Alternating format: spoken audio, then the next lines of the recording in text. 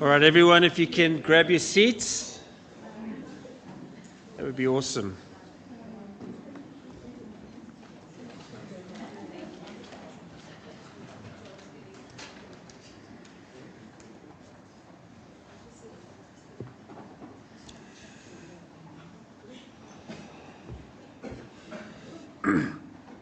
There's a nice spare table right in front if anyone wants. We seem to fill out from the back forward, don't we? Yeah. What's that? Yeah, yeah.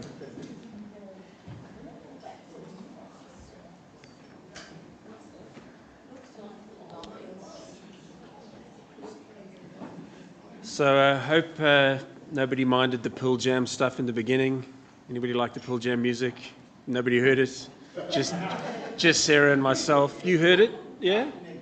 Oh, louder. Okay, we'll do that afterwards. We've got tickets for the concert in November, so we're very excited about that. Anybody see the Aurora Lights last night?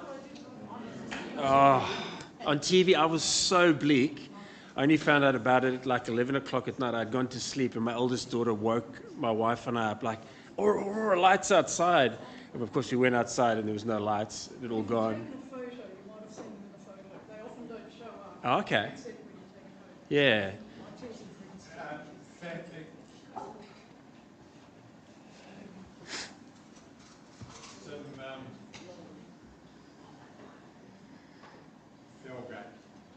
Jackie Felgate has got some magnificent photos of you, Aurora Lights. Okay, cool. From in Melbourne? Yeah. Yeah, cool. Nice. Yeah, so my wife's brother-in-law took photos and put it on Instagram, so that's how Mila, my eldest, found out about it. But yeah, it was pretty bleak. I would love to have seen that. Like, I have this fantasy of going to Iceland or something, which is just super expensive, and it rocks up on your doorstep and you miss it. But such is life. So yeah, happy Mother's Day too, to everyone here. I know that's an exciting day for many, but also an incredibly complex day for some people as well. So I just want to note that. Welcome to those who are not normally here with us at Hartwell. It's nice to have you with us. We are a very chilled out bunch of people. So just jump up at any point in the talk when you're bored of what I'm saying or whatever. And grab some coffee, and there's some food, and yeah, just go wild, yeah, something like that. So this week, people all around the world will be celebrating the International Day Against Homophobia, Biphobia, and Transphobia, otherwise known as the acronym Idahobit, which is very cool. And it's got nothing to do with Lord of the Rings in terms of the Hobbit bit. But we're not celebrating it on the exact day, so we're doing it a little bit before. I suspect that most people here will be comfortable with us doing this. If there's some people who are battling, I just ask you to suspend judgment. And the intention of today is not to change your mind, or to be some big prophetic event. If that happens, then so be it. But really what we want to do is celebrate who we are and some of the stories in this community as part of what we do. And Fiona was were you taking a photo of me? That looked pretty cool. Nice. But before we begin though, I want to acknowledge the traditional owners of the land on which we are meeting today, the Wurundjeri people of the Kulin Nation, and pay my respects to their elders, past, present, and emerging. Today we do church on land that was stolen and never ceded. On May the 17th, we acknowledge Idahobit. It just rolls off the tongue. Idahobit as a day for our communities to go rainbow and stand up against discrimination. Whether you're part of the LGBTQIA plus community or you're an ally, today we stand together. But why is May the 17th so important? This date commemorates the anniversary that the World Health Organization removed homosexuality from the International Classification of Diseases in 1990. Prior to this, homosexuality was classified globally as a mental illness. That's only 33 short years ago. As recently as 1997, being gay was illegal in some parts of Australia. And until just 5 years ago, same-sex marriage was not recognized in our country. In fact, I saw last night on the news, I think New South Wales are going to officially apologize for prosecuting people under some of those laws.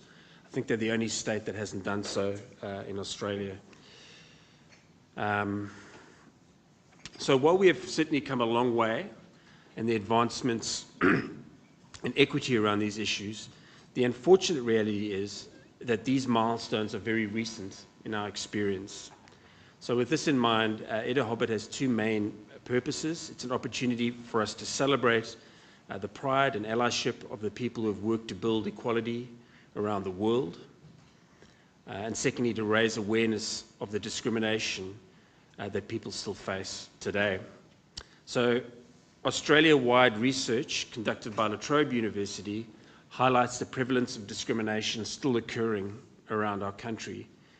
2 in 3 LGBTQIA plus youth experience harassment or abuse due to their identity. That's 66% of our young people. But discrimination of this kind is not contained to the classroom alone. A study of almost 7,000 LGBTQIA plus people of all ages in Australia found that 1 in 3 people have experienced verbal abuse in the past 12 months because of their identity. This includes insults, humiliation, and threats just for being who they are. It's worth repeating again. 1/3 of LGBTQIA plus people have experienced verbal abuse in the last 12 months. So when it comes to creating a world where everyone is safe to be themselves, there's actually still a lot of work for us to do. So today, we acknowledge Idahobit as part of this commitment to creating a place where everyone belongs. You'll notice some details and paraphernalia and stuff like that on your tables and information. So Idahobit is coordinated by Minors 18, Australia's charity for LGBTQIA plus young people across the country. And Sarah's, on behalf of all of us, bought some amazing stuff from them as well. So they've been a great resource for us. But do go and check out, there's details on your table, but the website, www.idahobit.org.au, to find out more about identity and inclusion. And please do check it out, for there's a lot for us to learn. So together, we can build a world without discrimination today, this week, and every day of the year. Here at Hartwell, we strive to create a place where people belong. Hartwell is a fully affirming community and fully committed to being a safe space for all people who are connected to this community, regardless of gender, sexuality, family background, economic situation, and regardless of how old you are, where you come from, what abilities you have, what languages you speak, what you believe, what you don't believe. Everyone is welcome here, and we want everyone to feel safe here. We're going to start off with some music. And does anybody know the Melbourne Rainbow Band? Yeah? Yeah. We have some musicians who play in the Melbourne Rainbow Band.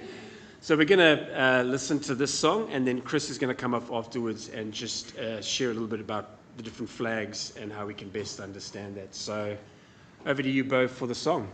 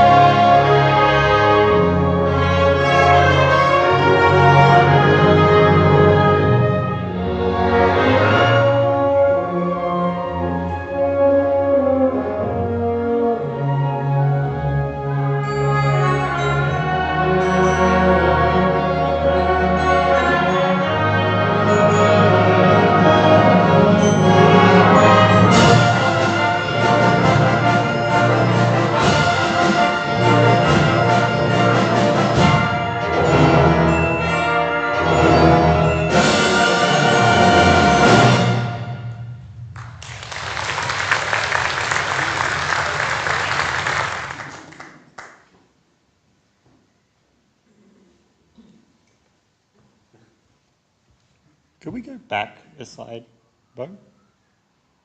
Yeah. So I am just in that picture. The voice from representing the vision. It's okay. We have 12 now. We've been finding flute plotters. We have played this a few times at the the Melbourne Rainbow Band, but this is the best audio because the other one's much more boutique performances and they're a bit noisy. So, hi, I'm Chris, for anyone who doesn't know that. I'm not going to talk for too long, hopefully. Just some notes about this. This is called Rise, with subtitle A Gay Games Anthem. It was commissioned by the Federation of Gay Games for the 2018 Gay Games in Paris to officially sort of go with raising their new flag, because technically their old flag was a bit of a snub at the Olympics, and they got in trouble for it again. They started in 1982, and they called themselves the Gay Olympic Games, and then the International Olympic Committee was like, don't. And then they changed the name, but didn't change the flag, which still had an O on it. Anyway, we did send, or not send, a couple of our members went. They are in some pictures from the original debut performance that I found last night, way too late to put in the PowerPoint. Yeah. Okay, so, flags. I do have a PowerPoint. It is 20, 30 minutes long. I'm not going to present it. But yeah, if you want to talk about them later, feel free. This gets into a thing about labels and stuff, and if you've ever had the conversation of, what kind of Christian are you? it's that kind of thing where it's like sometimes we get really fine and specific and argue about the very details in between, why that one, that label, whatever. So today, only 3 things got named in Idahobit. Homosexual, homophobia, as the phobia and hatred of homosexuals, and bisexual and transgender.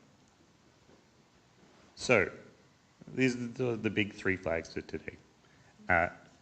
Amusingly, I personally align mostly with the bisexual label as for myself. I don't have that flag, nor do I have that as a shirt. I did paint my apartment that color, those colors though. So yeah, there's a lot of like umbrella stuff here. So the rainbow flag for Pride is intended for everyone. It has, over the last few years, had some variations that we've got on display with extra stripes or the chevrons and stuff, and people will argue about that. So don't worry about it too much. So the rainbow flag had 8 stripes, 7 stripes, settled on 6 because that's the balance of like easy to do and easy to source, and then we didn't run out of hot pink for a decade. And there are names for each of the colors and the emotions and stuff. I can't remember what they are, but I think rainbow, everyone, is pretty strong symbology. Bisexual, with the pinkish red, purple and blue, is people who are attracted to men, women, both. It's not much deeper than that in terms of its thing. There's a sense of overlap.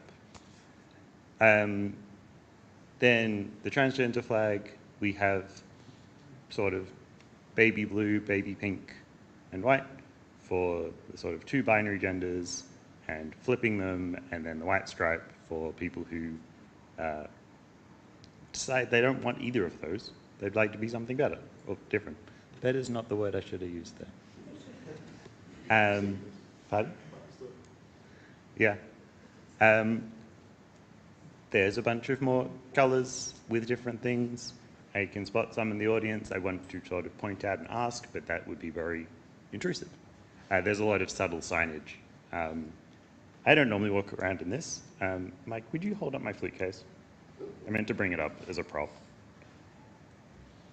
Thank you. I have the pins, partly because 2 flute players in the band have the same case, so we kept getting them mixed up. They're mostly game references, but sometimes I just pick it because it has the bicolors, and it's just like subtle. And that's kind of it. I'm going to stop there before I go any more off topic. But yeah, feel free to bug me later if you want to know more. Thanks, Chris.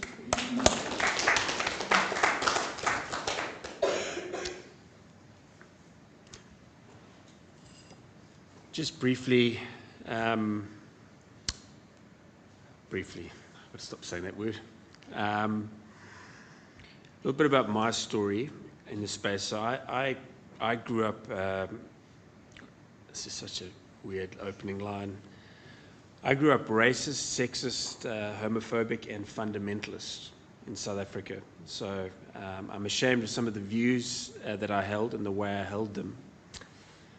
Even as my theological education in my late teens and early 20s helped me to shift some of my thinking, I still maintained a traditional view of marriage at the time. The way I held it was also unhelpful. And even in part of collaborating with the team for today's service, I've made some mistakes about the way I've gone about things. I'm continually needing to be challenged. My daughters do that all the time. In a range of areas, but certainly with my language. And language is not neutral. I could say a lot more about that, but it's a socio-cultural construction that does often embed power and control. And language is difficult to shift.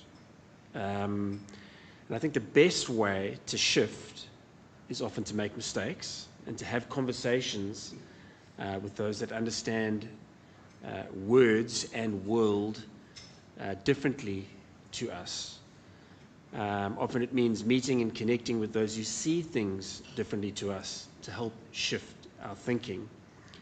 And often that's an experience rather than a rational approach. So in 2013, when I was lecturing, and there was a gay student in the class, by then I'd already shifted my theological views around a whole range of issues. But it hadn't quite dropped to my heart.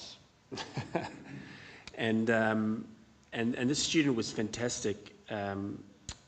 A gay student, we were chatting after class, and he told me he had come out for a while, he'd been out for a while, but he told me about the first time he kissed someone.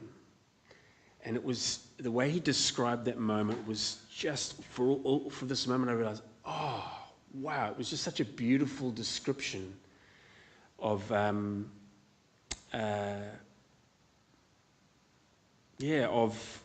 of expressing who that person was, that student. And in that moment, it was the experience of that encounter that actually shifted my heart rather than having all the rational constructions in my brain. I hope that makes sense. The church doesn't do this well on the whole. You can see people nodding. There's still a lot of fear. Those were society-wide statistics, but I think in the church it's even worse. I don't know the stats. I'm sure there's stats out there.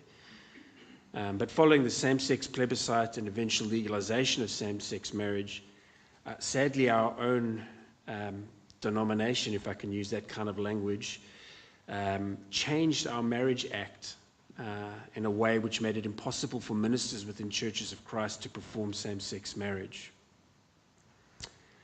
We lament that. We lament that. And a lot of people nodding. And we want to change that. So did you have your hand up, Judy? No, zero. Just kind of happy to be corrected. We lament that, and we change that. And the truth is, the church has hurt so many people, and many of whom we all know as well. And we're going to hear some stories in a second, but we're going to light the Christ candle. Fiona has made some beautiful candles for us, so thank you, Fiona, rainbow candles. And Rosemary's going to light it. Rosemary was involved in some of those difficult moments with CCVT. And as I'll put on some music in a second, and as when Rosemary's finished, I'm going to give an opportunity for any of you here to come up and light a candle for someone who's been subject to abuse because of their identity that you might know, that you want to remember today. So thanks, Rosemary.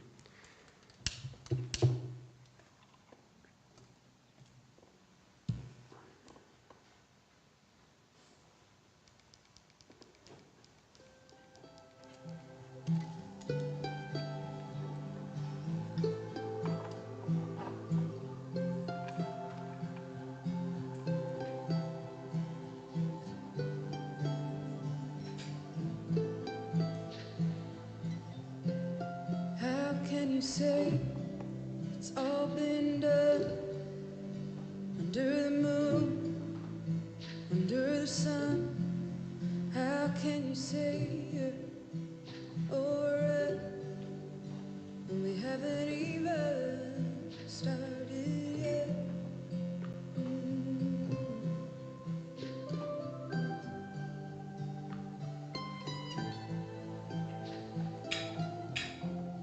How can I stay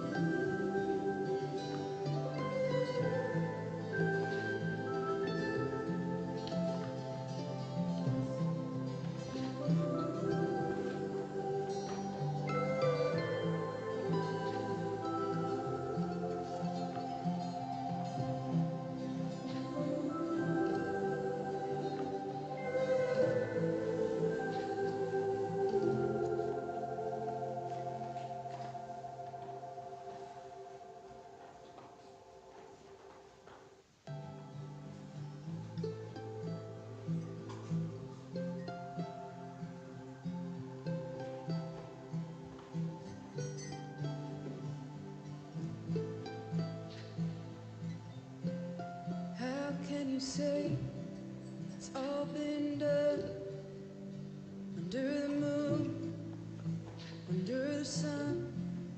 How can you say you're alright when we haven't even started yet?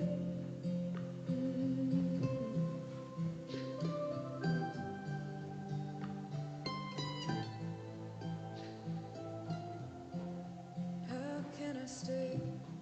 Give up the fight when no one's wrong and nothing's right. How can I stay when there's no sound, just silence and tears? So these candles represent stories, very personal stories. And some of the best ways to learn and to grow is to think and hear from other people's stories. So with that in mind, I'm going to ask Sarah to come up and share her story with us today.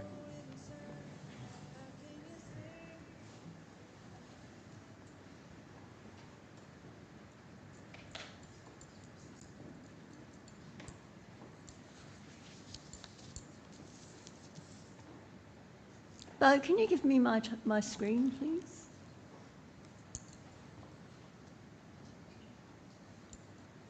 Next one. Thank you. It didn't occur to me until I sat down here and somebody said something about Mother's Day, that on Mother's Day, here for Idahobit, I'm going to talk about being the mother of a transgender person. And it's oddly fitting, isn't it? Now in order to do this, I've got a little scrappy page of things here that I'm going to talk around. But first of all, the one thing I've learned out of having a transgender child and to being exposed or whatever, subjected sometimes to having to radically rethink my use of language and to understand when there is a privilege in operation and what is this and what is that, and why pronouns are important and why it's really, really, really important to find out how the other person is all the time. And so I had to talk to Aisha and see if she was happy with me doing this first. Is it okay? Even though this is my story, and I've been told very much, I stay on my side of the story, I still had to have permission to do that by rights. And I was happy to do that. Once upon a time, I would have arced up about it and thought, that bit's yours and that bit's mine. And that's the privilege. We'd hear the word privilege banded around. We don't really, I think a lot of people just think, oh, it's another one of those words. It's another one of those things where they're ganging up on us and they're taking away something from us. And actually, it's really good to have the moments of privilege. It's what your daughters are doing to you. They're pointing out to you, you had the privilege of not knowing. And as you move into a space like this, that's not necessarily, it's fine if you really don't know, but once you do know, you're supposed to know and then act accordingly. And that's your privilege of being oblivious has been taken away. And I've got good news for you though. When those privileges are taken away and you're made aware of what you've got, it also makes you grow. It changes you, I think, and makes you a better person. It makes you more able to talk to people. It makes you more able to put yourself or to put the other person first. To think, before we even start here, are you comfortable in the chair you're sitting on? Are you warm? Would you like something? It's hospitality, really, but we don't do it all of the time. So, there's a lot of pluses about changing how we are. So having said all of this, I had no choice but to change. I went to, for those of you who don't know, I'm mother of Chris, and so I have 2 rainbow children, and their dad, my husband, died in 2009, so we had a really big shake-up, and when you have those really big shake-ups in life, I'm sure you've all had them, you've got nothing else to do but just get on with it, really, ultimately. you can be angry, you can go through all those steps, but actually, in a way, radically accepting what's happened and just going straight to, okay, cut to the chase, what do I do now, is a good position to be in, I think. And so 5 years later, 2014, I went on my first overseas trip from after Jeff died, on my own. It was actually my first overseas trip really on my own. The kids were out of school, still living at home, but they could look after themselves, so I went for 2 weeks, I think. Felt like a month, but it was 2 weeks. And when I came back, there were a few things were different in my house when I walked in the door. And one of them was that there was Aisha, who was not called Aisha then, had a girlfriend, and Aisha had started wearing flowery women's jeans. And that was sort of the first indication that something was changing. But at that stage, Aisha still had a beard, moustache, long hair, but, you know, was androgynous a bit, but still fundamentally cis male, I guess, except for the flowery jeans. So we had a couple of years of that thing morphing into different bits, and I think Aisha was finding out what was what with Aisha, like what am I, how does this fit? The timeline's very mixed up, and for me, I looked up a few things. There were milestones, I think, that we can sort of look at. But before that, sometime before that, Aisha's a great gamer. Played Team Fortress 2 first grade before esports, but they made the grand sum of, I think, $120 when they won the grand final and spent it on McNuggets. It's really funny. But names, tags that she gave herself whilst playing shifted a lot, and my personal favourite is Saucy Natalie 99. And I got to see Saucy Natalie, the avatar that went with Saucy Natalie 99 was a 6 foot tall black woman in extremely high heeled stilettos that were hot pink and a hot pink bikini. And she had mega powers and stuff like that as well. So it sort of stuck with me. It's such a great name. But there was this thing with it. That's the sort of search for identity. I didn't really realise it then that you could do it with, you know, obviously in games you can create characters and be them. So it's, you know, try it on for size sort of thing. The first time that we had that I can recollect a sort of dedicatedly, what I'd call female character, was to go to, was it Halloween?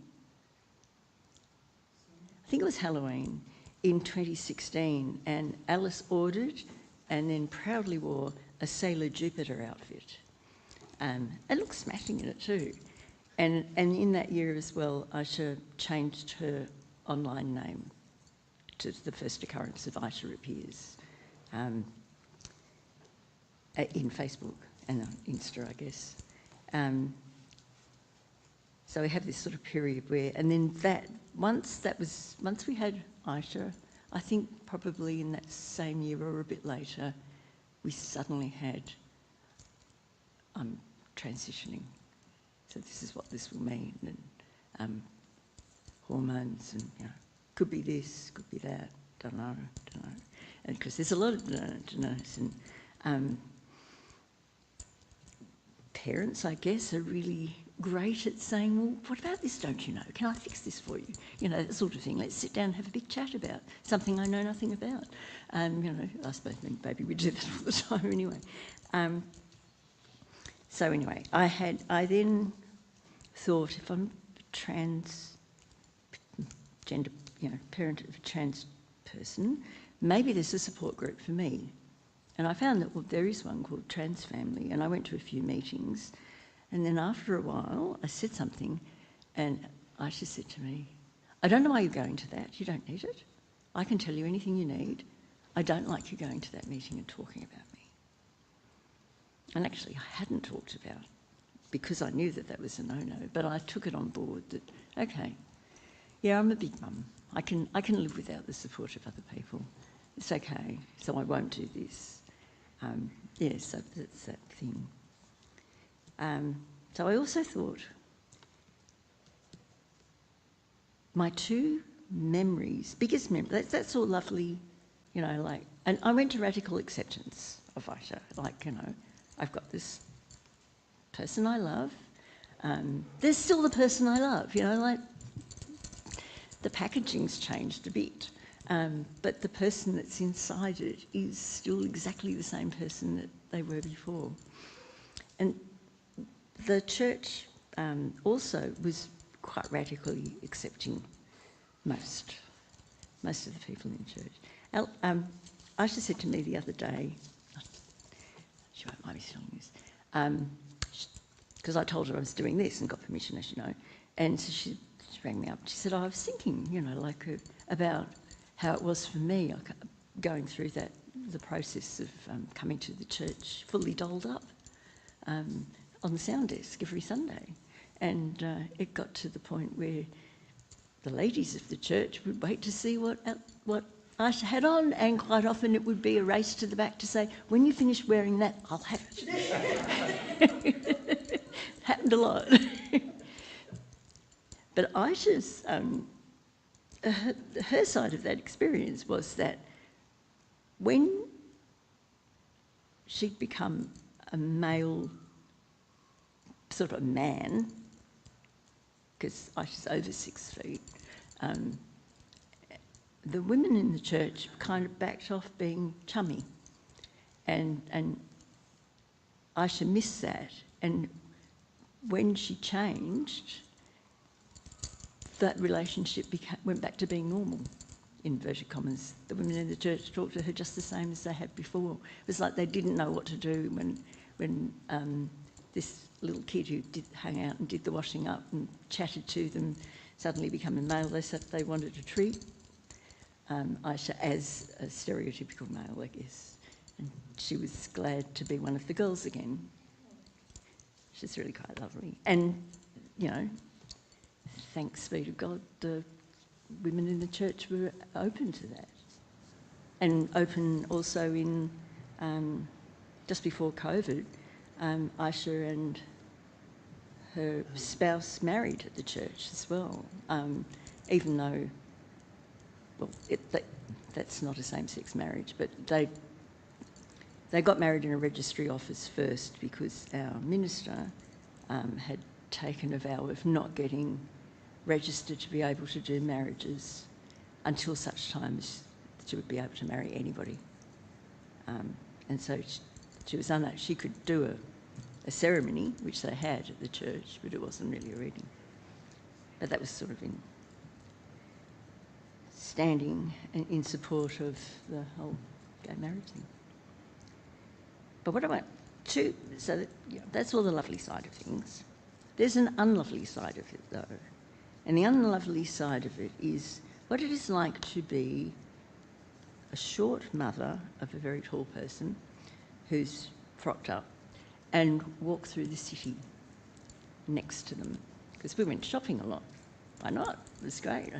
I finally had the daughter who would go shopping with me and share all of those lovely things. And I would see the people coming towards Aisha, right? We're walking down the street, Aisha's here, I'm here, people coming towards us. They don't know I'm in any sort of relationship, right? And the look on people's faces, it was like, I don't know. I hate to think. If I could have possibly tripped them all over, I would have done, and possibly a bit more. There's, not everybody, but for a lot of people, their horror, revulsion, contempt, disgust, absolutely unmasked, like in normal community with anyone else, you would stifle what your facial expression said. You would hold back looking, you know, even if you hate what someone's wearing, but, you know, nothing. They were unabashed. Their privilege was to show exactly what they thought. of this trans person that they had knew nothing about, actually looked gorgeous, didn't care. There's that. And another person, when we were in the shops and they had a shopping basket on the floor and they were putting things into it, looked up, saw Aisha and moved it as though, I don't know, some virus was going to jump off her into their basket of food. That was also just like appalling, absolutely appalling. So I've got two things I want to say today here. One is that the reason that people who are transgender try to commit suicide many times more than normal people and many times more than the rest of the LGBTQIA community. And in part, it's because of the way they're looked at. It's, they're punished regularly by the gaze of people with that unabashed contempt and stuff. If you want to have a feel of how that feels, do a little mental exercise sometime and imagine that you've got something wrong with you, like a super big ears or a huge nose or, something that's out of whack that the common person will look at. Wearing a fancy dress costume doesn't really cut it because it's not really essentially you. It needs to be, because, the identity is the clothes that trans people wear. It's them. It's not something that they take off and leave. It's a fundamental part of them, which is what makes it so important to them to wear it. And also that they are, I should say, they're some of the bravest people, the most remarkable people I know. I mean, I don't think that I've got the guts to do that, to actually stand up to the whole world and say, this is me, I want you to look at me the way I am. I play the game that we all do of masking up and pretending I'm something else most of the time. It's a very brave place to be. So there's that. And also, for a lot of people here, you may not know anybody who's trans. Our family is blessed with an abundance of them. For some really, I think that's true. We must have done something right. But a lot of you will be getting grandchildren, have grandchildren, you might even get great-grandchildren. Grandparents make super allies. They really do. We know one in our family who's an absolute saint because long before that trans person ever came out, her grandmother knew and took her shopping and did all the things that were wanted, and nobody else really was any the wiser. So if anything, if someone starts changing and you'll get a lot of feedback. I was asked so many times, particularly by people in the family, can't you do something about this? Can't you talk her out of it? Or, as though I've got some magic power just because I was mum. But you could be the person that they need. If you look at any of the stuff from Idahobit, there's a lot of signs that say, we love you. That's for a reason, because they don't feel loved. Need to feel loved, so, or even if it's somebody that you know. And also, when you walk down the street and you see someone wearing, who's trans, looking gorgeous, smile, say hi. If you like what they're wearing, tell them. They'll be very, just treat them like a human being. How nice is it if you wear something nice and somebody at the bus stop says, I love your shoes? I love that. It's just nice to be seen and loved and appreciated, not seen with horror and destroyed. Thank you.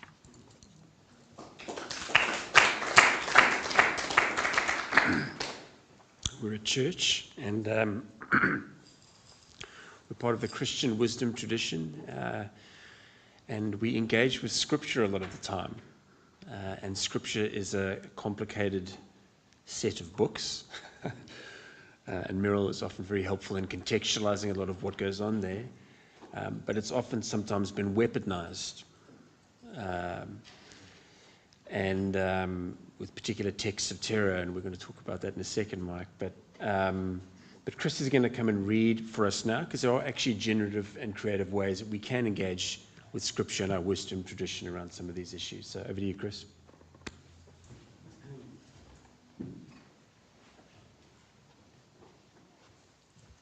Okay, coming from 1 Samuel chapter 18, verses 1 to 4.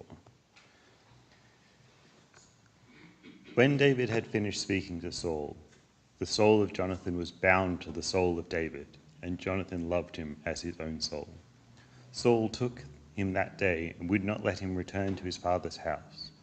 Then Jonathan made a covenant with David because he loved him with his own soul. Jonathan stripped himself of the robe that he was wearing and gave it to David, and his armor, and even his sword, and his bow, and his belt. David went out and was successful wherever Saul sent him. As a result, Saul sent him over the army and all the people, even the proved. Context for people who haven't read Samuel in a bit. Saul is currently the king of Israel. Jonathan is his son. David is the uppity upstart who is apparently going to be king and not Saul's son. So tension there. I'm not going to get any more into the depths of it because Meryl's sitting right there.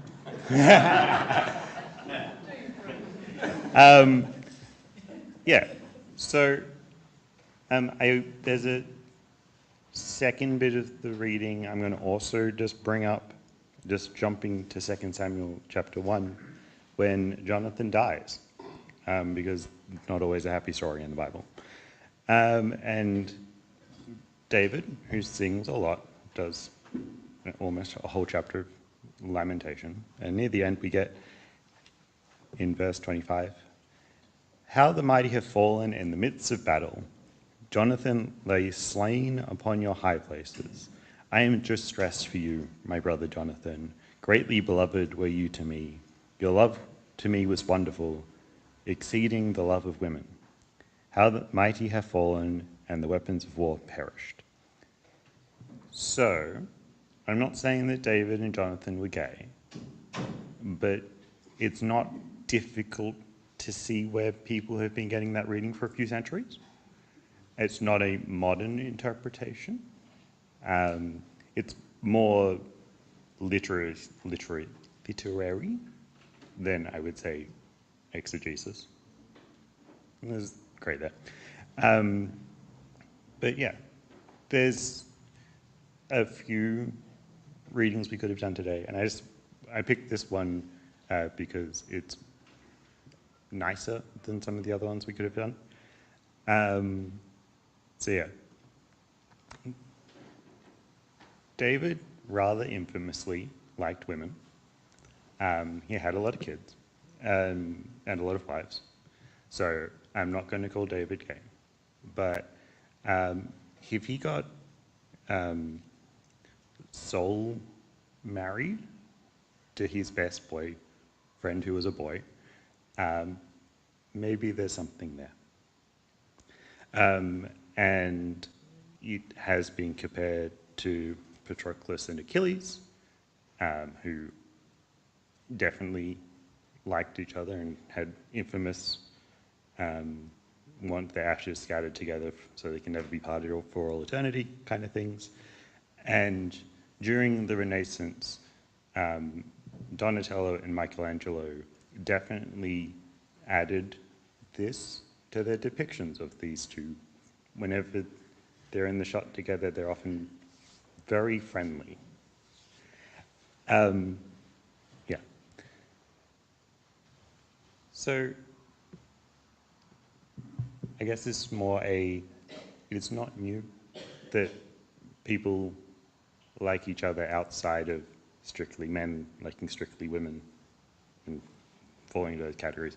And also those categories change over time so much. But yeah.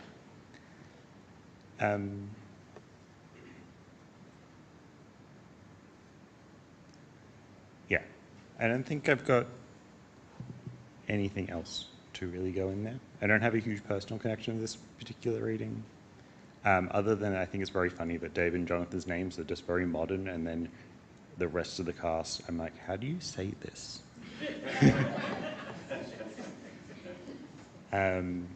So yeah, that's my little reflection.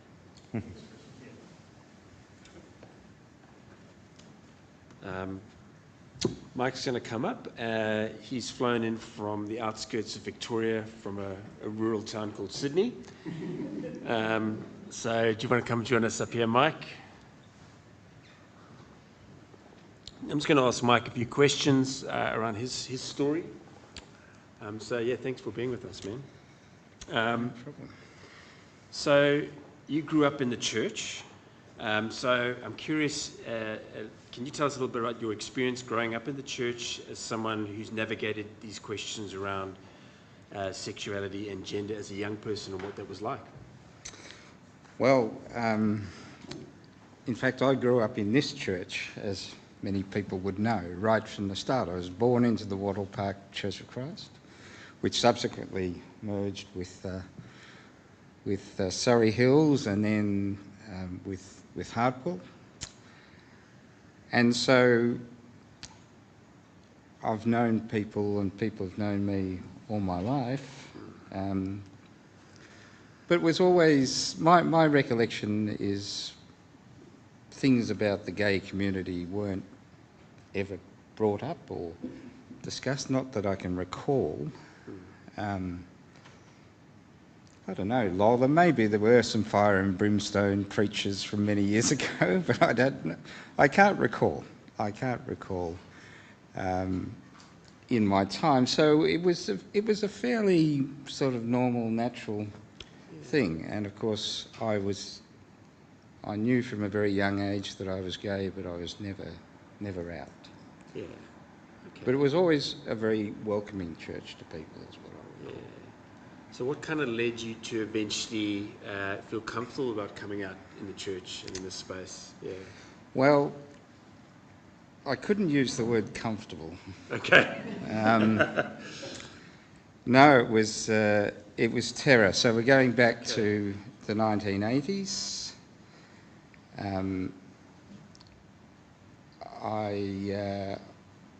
I knew I was gay growing up through the 70s, and the 80s came, and the AIDS epidemic, and I got married in 1984 and had a child. We had a daughter in 1987, but I hit 30 years old, the grand age of 30, and I felt I had to explore my sexuality, because I decided I couldn't, I didn't want to be reaching 40 and 50 and 60, where I am now, and saying, if only. And the other reason was, as I started exploring, through my 31st year of life, and I met a man, and that changed my life. I met him, and within a month, of course I was in turmoil. I was married with a three-year-old child, and I was in absolute turmoil. And so the man I told first is sitting over there at the table with me, with Tim. And, my ex-wife, Glenys, must have also said something to Doug Lawler, and he was very supportive. He didn't know what was going on, but Doug just said, if you need someone to talk to, and that indicated what this church was like. So Tim's first thing to me was, well, perhaps you'd better tell your wife. But that was very traumatic, as it turned out. David Brooker was the minister here the first time, and Julie might have been part of the ministry team, I think. But It was very traumatic, and to this day, Glenys is still bitter about it, but all I can say is the church became very supportive. Yeah. Very supportive. Yeah. Yeah. So it wasn't easy, but I couldn't go on living a double life, so that was the driver. Yeah. Yeah. Wonderful. I know that we, when we were online, we were both attending church online a few weeks back, and we had some interesting conversations. We did some interesting emails around sometimes how the church responds to these issues. And we were talking particularly about Trump and the Trump Bible, if you haven't got one. Get one now, before they sell out. Yeah. They're a little expensive. Anyway, but the question of what are some of the things you would say to the church today who are afraid of becoming an affirming and inclusive, and you've always held up this community as someone who's been, that's really supported you in that space. What would you say to those churches? And I know you've got a clip, but you might want to speak to it before you show that. Look, my experience here amongst this community is that nothing but support, love and support, unconditional love and support. And that was challenged at times by my ex-in-laws, who wrote a rather nasty letter to the Christian, the national newspaper, and of the Churches of Christ, and it was published, and it outed me and implied all sorts of things about HIV. And of course, HIV was very much on that, and said that I'd been endangering my wife and my daughter, and so on and so forth. And it was rather vitriolic. But the worst part was that it was.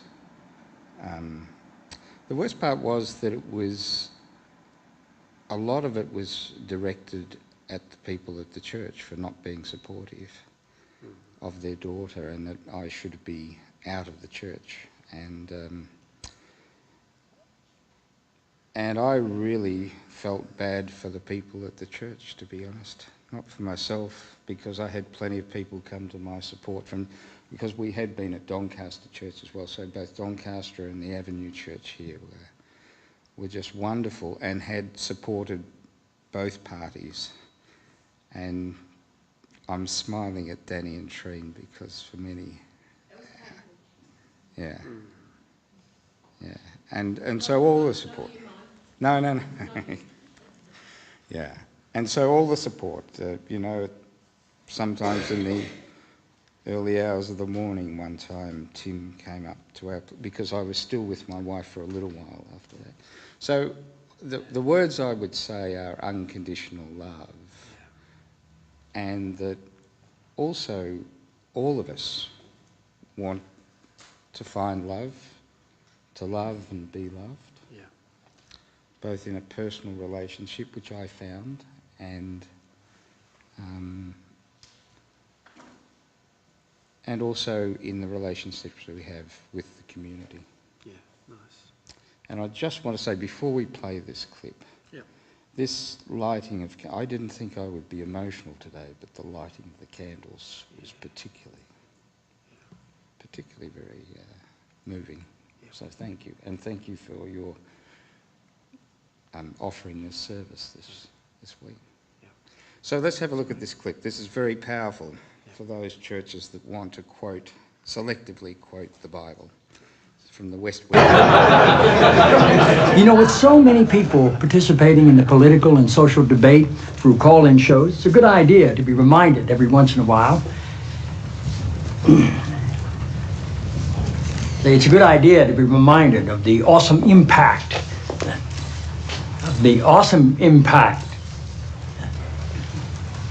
I'm sorry, you're Dr. Jenna Jacobs, right? Yes, sir. It's good to have you here. Thank you. The awesome impact of the airwaves and how that translates into the furthering of our national discussions, but obviously also how it can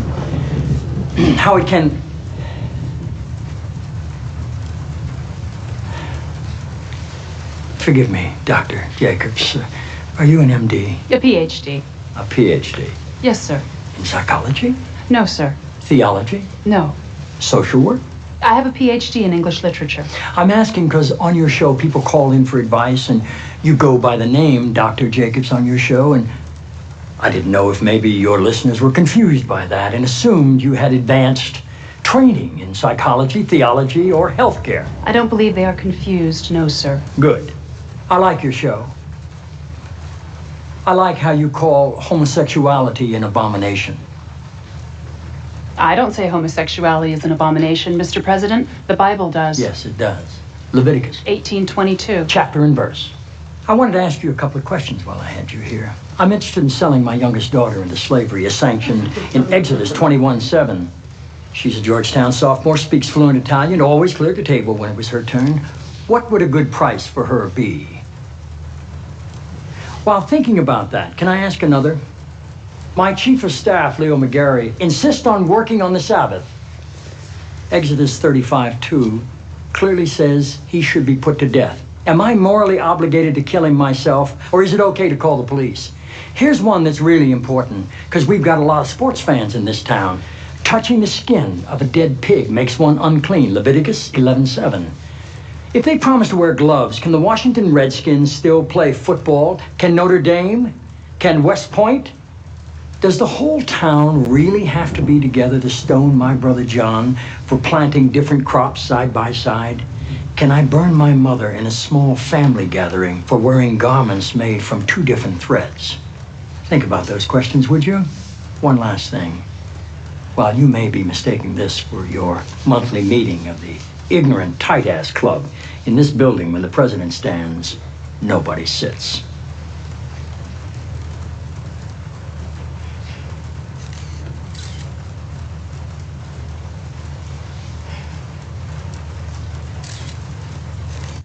Say goodbye to old, costly cable TV once and for all.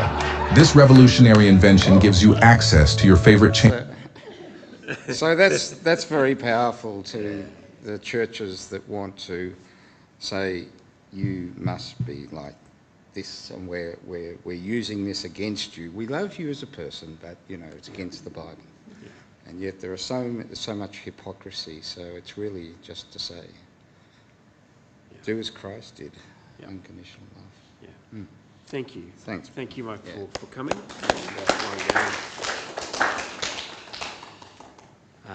We need more West Wing videos, don't we? Yeah. We're going to have communion in a second, and then we'll have the benediction. I've been reading a lot of queer theology for the last few weeks, and what I've been struck by is how central communion has been to the discussion for a lot of queer theologians. So I thought I'd read this just as Michael comes up to do communion for us. This is by Robert E. Shaw Goss. Long before the Last Supper, the Eucharist originated in Jesus' practice of an open table that indiscriminately invited outsiders. The Synoptic Gospels detail the attendance of the disciples, inclusive of male and female followers of his inner circle. When I was a Jesuit priest, I abandoned the exclusive Catholic politics of the table, admitting Buddhists, Hindus, divorced and remarried Catholics, and gay and lesbians to receive communion. The Eucharist creates church in disobedient inclusion. An inclusive Eucharist envisions an inclusive church. Thanks, Michael.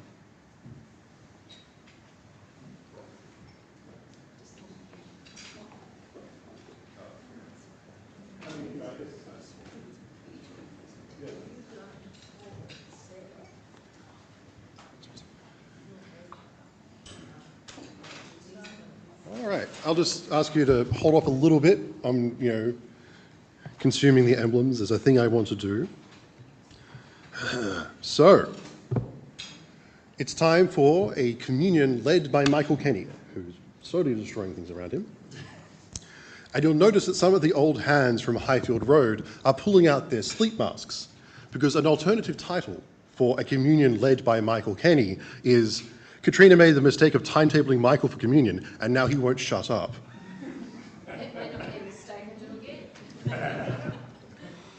Personally, for me, I title it as Michael demonstrates why he should not go to college.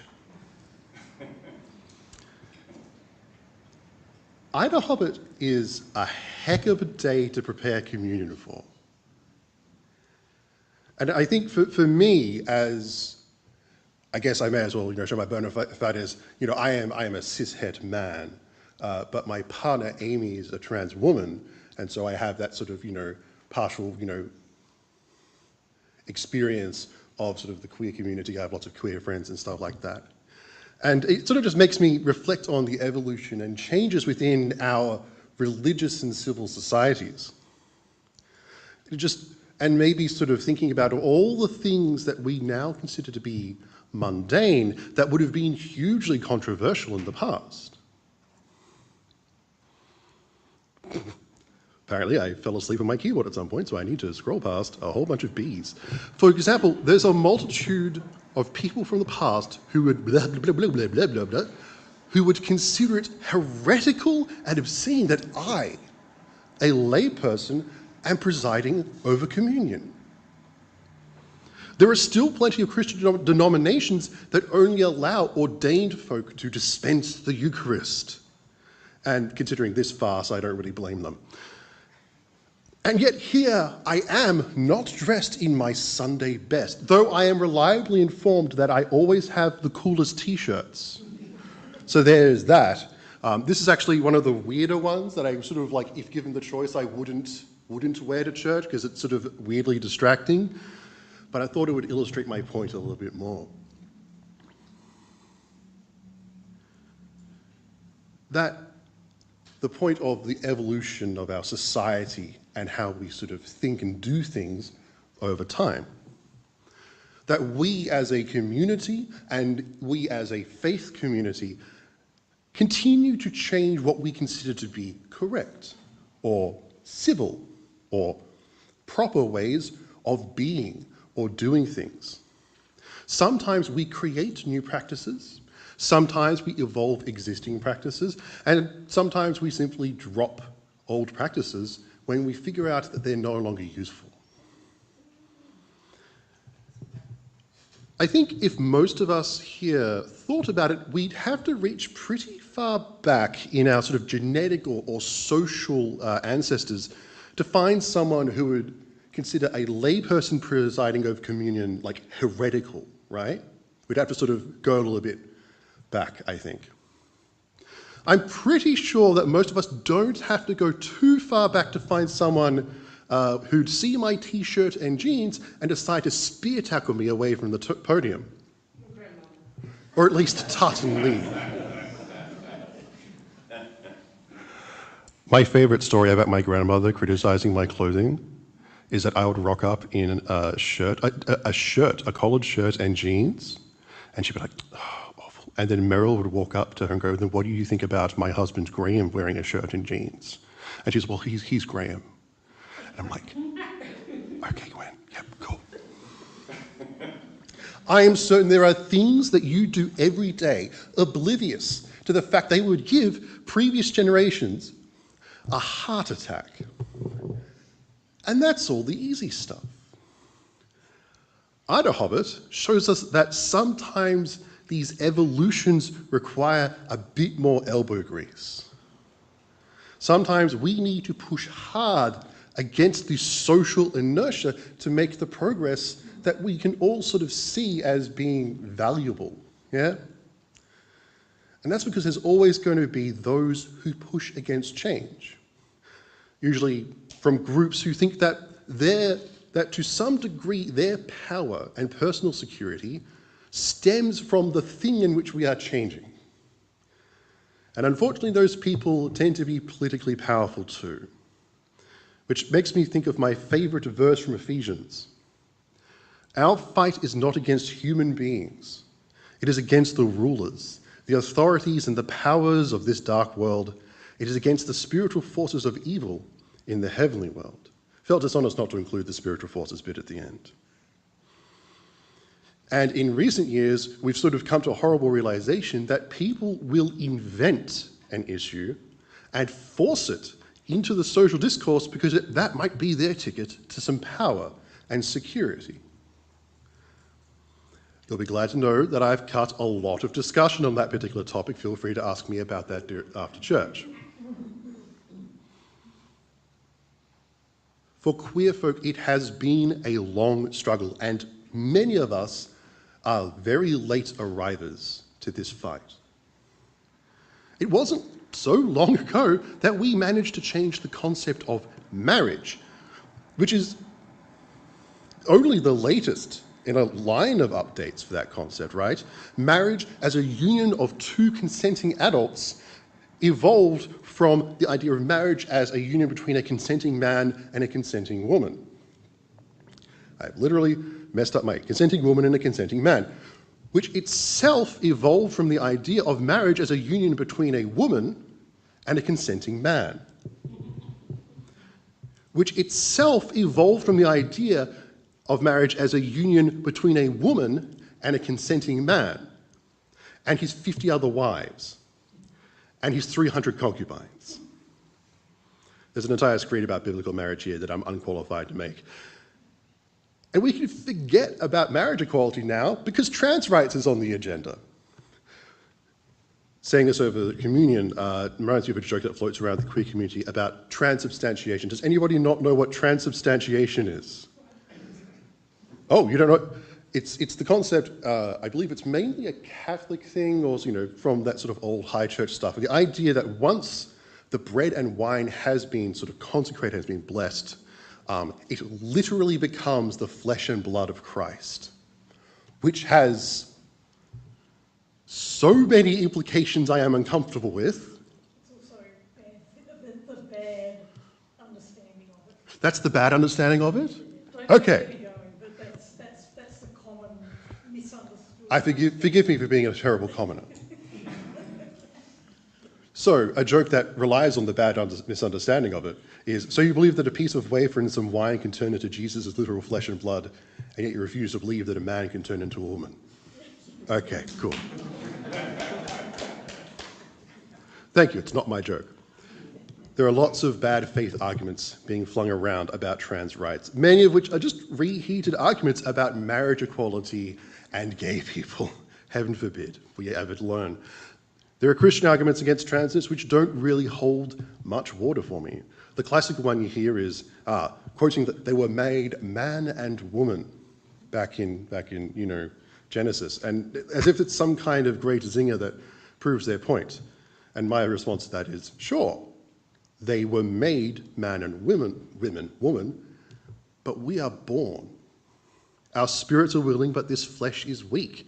Things go wrong with human bodies all the time, even before we're born.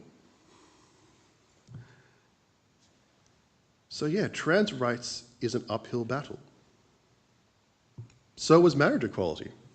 So was, and some would say, still is, Indigenous rights. Remember, we only got rid of the last bits of the White Australia policy in the 70s. So was women's rights, but initially only for white women. And initially before that, only for white women with land.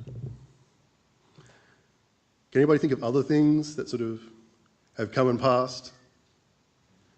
Oh, there's going to be a lot of them.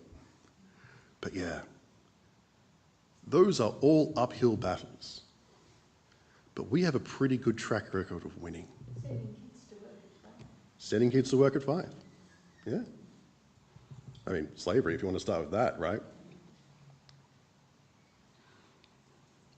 And don't forget that even if we win the sort of legal battle, this doesn't magically remove the resistance and hatred within our society. It's important on us as allies to the queer community to continue fighting against the personal social component that laws can't fix. I have faith that as long as this community exists, we're going to keep doing justice, loving kindness, and walking humbly with our God and our queer friends. It feels good to celebrate this day. It means so much that we can choose to celebrate this day. To sort of, steal the quote from You know, he's only the great civil rights leader from America, Martin Luther King. My brain went junior, and I'm like, yeah, it's a junior, but thank you, brain. What's the rest of the name? To steal a quote from Martin Luther King, the moral arc of the universe is long, and it bends towards justice. And I think there are many people in this world today who need to learn that that moral arc didn't suddenly halt when Jesus arrived and got crucified. If all my learnings at Hartwell have taught me anything, it's that for Christianity, or the Christian wisdom tradition, which is a phrase I love because it allows us to expand that concept to so many other things, Jesus is the start of that arc, particularly for us. He looked at the wisdom tradition of his time, a tradition that had been captured by the Romans, its leaders colluding with their oppressors, and just walked in the opposite direction and went on tour. He walked straight to the least desirable folks in his society and showed them a new way to live and be with God. A way to live in communion with God that wasn't squared away in the temple and, completely coincidentally, I'm sure, benefiting those priestly classes. And it wasn't something completely new. He evolved it out of the Jewish wisdom tradition of his time and its associated social practices. He took what was considered to be the correct or civil or proper way to do things, and he created new practices. He evolved existing practices, and he dropped the old practices that were considered malign. And there are those who pushed against his changes, those who derived some degree of their personal power and security from the things he was trying to change. Unfortunately for Jesus, they had the power to attempt to stop him for good back then. Little did they know it wouldn't stick.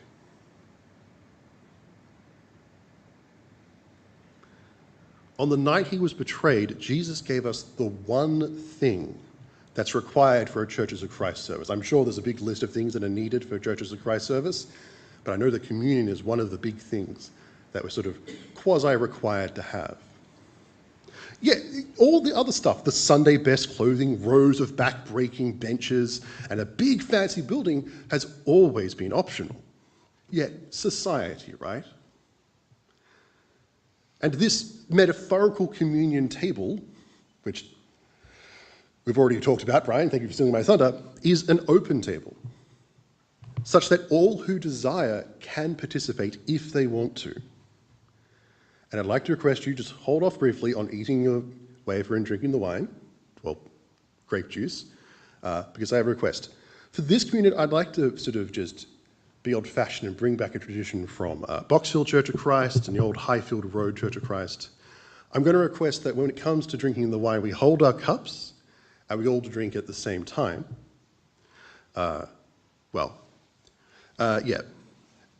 Which is often referred to as the sign of our unity as a congregation.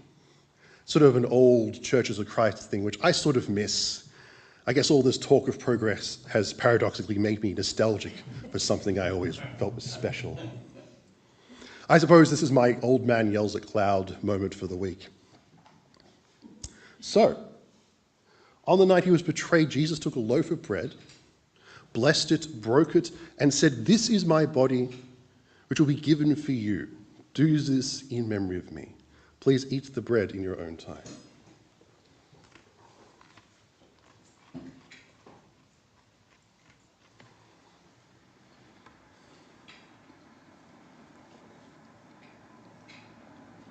And likewise, after they'd eaten, he took the cup, saying, "This cup is the new covenant in my blood, which will be shed for you." So, everyone got their cups? Sort of hold them together.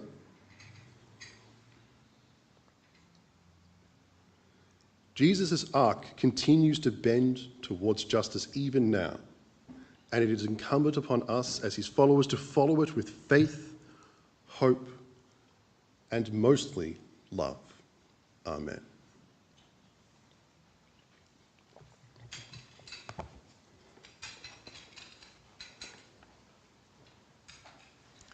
A few thank yous and then a benediction. So thank you to Michael, Chris and Sarah for the amazing effort coming together, planning this service, decking out the space. Sarah, you and Chris yourself yesterday, and bringing yourselves into this space. We're incredibly grateful for your contributions. So can we just thank them? It's a big effort.